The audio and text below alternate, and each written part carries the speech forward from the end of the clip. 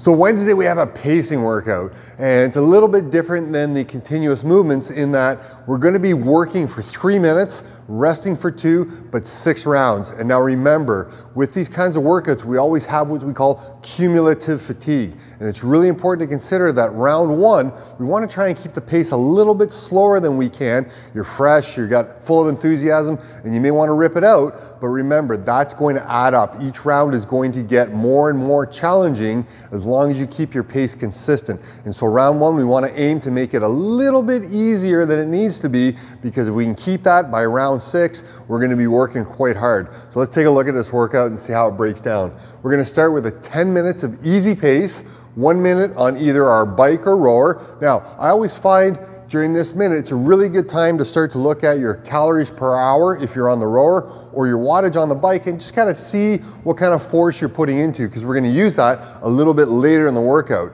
when we know how we're pacing.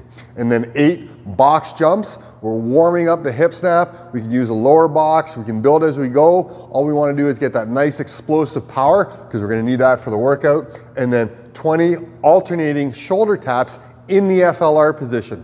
So remember, in the FLR, the shoulders are over top of the wrist, so we want to make sure we're forward, and then we're going to tap left side, right side. If you're really struggling, you spread your feet out, and that'll help reduce the amount of twisting. So we'll work through that for about 10 minutes, and then we're going to get on to the workout. Now, like I said at the start, it's going to be 3 minutes of work with 2 minutes of recovery.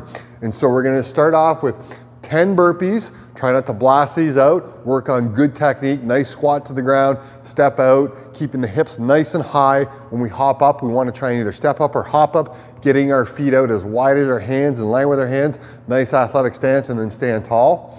And then we're going to go on our monostructural, either our rower or our bike. If we're on the rower, we're going to have men 20 calories, ladies 15. If we're on the bike, men 15 calories, ladies 12. And then whatever's left over in our time, we're going to be work as many reps as possible of alternating dumbbell snatch. We want to make sure we're getting our bum down, ripping up, punching high, right through the roof, standing tall.